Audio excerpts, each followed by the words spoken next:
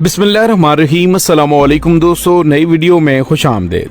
दोस्तों, अब तक एक बहुत बड़ी खबर कि पाक फौज के गुमनाम हीरोज ने 24 घंटों में 7 इंतहाई खतरनाक दहशतगर्दों को उड़ाकर पाकिस्तान को एक बड़ी तबाही से बचा लिया है। ये दहशतगर्द किस मंसूबे पर पाकिस्तान में काम करने वाले थे, इसकी मुकम्मल तफसीलात भी आपको बताएंगे। जबकि दूसरी जानिब मरियम नवाज की पासपोर्ट वापसी के बाद प्रेस कॉन्फ्रेंस उनके गले पड़ गई। लंदन जाने से पहले अपना मजाक बनवा लिया। वीडियो की तफसील में जाने से पहले आप देख रहे हैं हकीकत की दुनिया डॉक्टर अली के साथ। हमारा चैनल सब्सक्राइब करके घंटी के निशान को दबाना मत भूलिएगा। इस वीडियो को ज्यादा से ज्यादा फेसबुक, व्हाट्सएप और सोशल मीडिया पर शेयर जरूर करें। शेयर और लाइक करने के साथ साथ कमेंट बॉक्स में पाक फौज जिंदाबाद, पाकिस्तान पाइंदाबाद और पाकिस्तान के गुमनाम हीरोज को सलाम का नारा कमेंट जरूर कीजिएगा। दोस्तों, इस वक्त पाकिस्तान के अंदर सियासी हालात बहुत खतरनाक नहज पर पहुंच चुके हैं। साबिक वज़ीर-ए-आज़म इमरान खान लॉन्ग मार्च की आखिरी कॉल देने की तैयारियां कर चुके हैं, जबकि वज़ीर दाखिला की जानिब से निहत्ते अवाम को तहे तेग करने की धमकियां दी जा रही हैं और कहा जा रहा है कि लॉन्ग मार्च से निमटने के लिए सिंध पुलिस, FC और रेंजर्स की खिदमात ले ली है।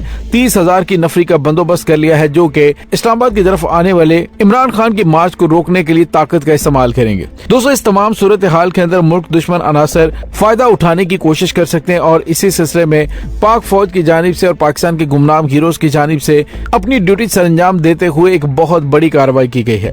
दोस्तों, इमरान खान के लॉन्ग मार्च के काल के ऐलान के साथ ही दहशतगर्दों ने मंसूबाबंदी शुरू कर दी कि किसी तरीके से मुल्क के अंदर अफरा तफरी, इंतशार और बदअमनी फैलाई जाए और इस सिलसिले में अहम तरीन मिशन पर दहशतगर्दों की एक बड़ी टीम 2 मुख्तलिफ इलाकों के अंदर पाकिस्तान में कार्रवाइयां करने के लिए लॉन्च की गई। लेकिन दोस्तों, पाकिस्तान के गुमनाम हीरोज ने दोनों जगहों पर ऑपरेशन करके दुश्मन के इरादों को मलिया मेट कर दिया है।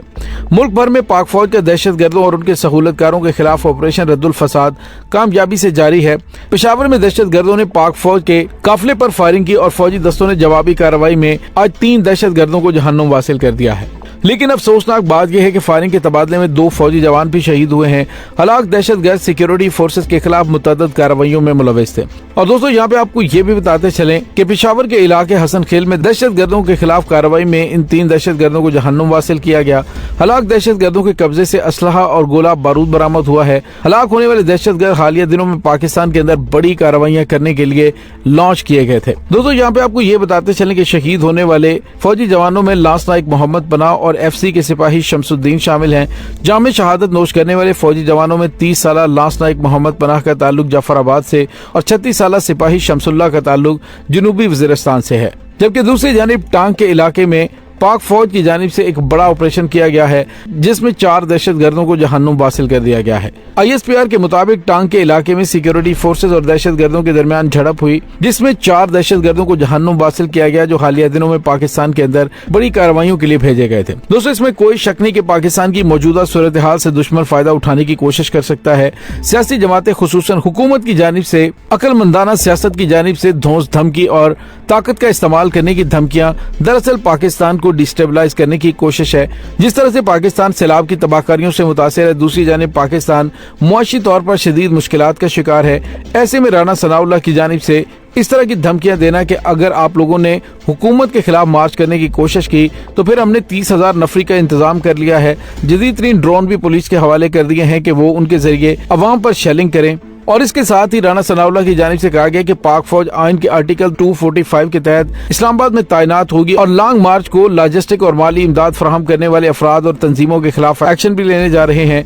यानी दोस्तों, आप अंदाजा लगाइए कि हुकूमत किस हद तक बौखला चुकी है कि बजाय पाकिस्तानी अवाम को रिलीफ देने की या अपनी पॉलिसियों पर नजरसानी करने के, अवाम के खिलाफ ताकत के इस्तेमाल के लिए धमकियां दी जा रही है, जो कि यकीनी तौर पर पाकिस्तानी अवाम के इस्ताल और गम और गुस्से में इजाफा करने का बायस बन सकती है। दूसरी जानिब आपको ये भी बताते चलें कि मरियम नवाज, जिनको हाईकोर्ट की जानिब से पासपोर्ट वापस करवा दिया गया है और अब वो लंदन जा रही हैं, लेकिन लंदन जाने से पहले उन्होंने एक प्रेस कॉन्फ्रेंस की और प्रेस कॉन्फ्रेंस के दौरान उन्होंने जिस तरह की जुबान इस्तेमाल की, साबिक वज़ीर-ए-आज़म इमरान खान के खिलाफ घटिया तरीन अल्फाज का चुनाव किया गया।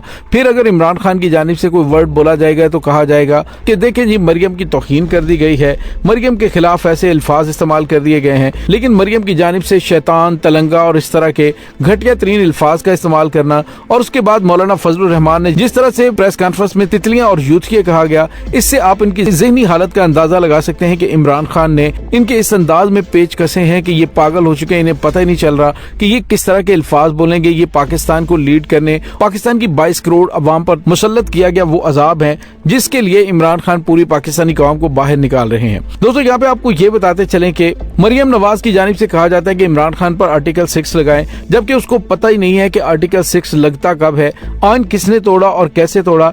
दोस्तों यहाँ पे आपको ये भी बताते चलेंगे मरियम नवाज पासपोर्ट मिलने के बाद रवा माह के दौरान ही लंदन रवाना होंगी, और पार्टी जराये ने बताया कि मरियम नवाज की 2 अलग अलग परवाजों पर टिकटें आज ही बुक करवाई गई और मरियम नवाज का पासपोर्ट बुध के रोज वापस मिलने का इम्कान है। पासपोर्ट पर बरतानिया का वीजा लगा हुआ और पासपोर्ट मिलने के बाद मरियम नवाज की बैरून मुल्क रवानगी के तमाम तर कानूनी तकाजे मुकम्मल है। दोस्तों यहाँ पे आपको ये बताते चलें कि मरियम नवाज की जानिब से एक ऐसी गलती कर दी गई है, एक ऐसा ब्लंडर कर दिया गया है कि जिससे पाकिस्तान में सोशल मीडिया पर भी और फिर पाकिस्तान के हमसाया मुल्क में भी उनका मजाक बना हुआ है। मरियम नवाज की जानिब से कहा गया कि इस शख्स यानी इमरान खान ने साइफर के मामले पर इस कदर तमाशा लगाया है कि अब दुनिया का कोई भी मुल्क पाकिस्तान को साइफर लिखने के लिए तैयार नहीं है। हालांकि मरियम नवाज को पता ही नहीं है कि पाकिस्तानी सफीर कोड्स की शक्ल में साइफर पाकिस्तान को भेजते हैं और फिर उसको डीकोड किया जाता है। मरियम नवाज की जानिब से इल्जाम लगाया गया कि इमरान खान साइफर साथ ले गए हैं। इस पर इमरान खान से मोहित यूसुफ ने कहा कि मरियम नवाज कह रही कि आप साइफर साथ ले गए हैं और बनी गाला पर रेड मारनी पड़ेगी। तो इमरान खान ने कहा कि इससे पता चलता है कि तालीम कितनी जरूरी है और इन लोगों ने तालीम में कभी दिलचस्पी नहीं ली। साइफर की मास्टर कॉपी फॉरेन ऑफिस में ही मौजूद होती है। जबकि दूसरी जानिब नाम नेहाद मजहबी रहनुमा मौलाना फजलुर रहमान की जानिब से कहा गया है कि पीटीआई की तितलियों की एड़ियां उनके गालों से ज्यादा सफेद हैं। अफसोस होता है ऐसे लोगों को मौलाना कहते हुए। ये ऐसे मुल्ला हैं जिन्होंने इस्लाम को मजाक बना रखा है। अफसोसनाक बात यह है कि इस वक्त लफाफी सहाफियों की जानिब से मुकम्मल तौर पर खामोशी है और कोई भी फजलुर रहमान पर तनकीद करता हुआ नजर नहीं आ रहा। यूं लग रहा है कि जैसे वो तमाम सहाफी बहरे और अंधे हो चुके हैं। सारी फेमिनिस्ट खवातीन जो कि औरत मार्च करती हैं और मरियम नवाज जो कि खुद औरत हैं, उनकी जानिब से इस पर कोई किसी किस्म का बयान नहीं दिया गया, ना ही उसकी मजम्मत की गई है।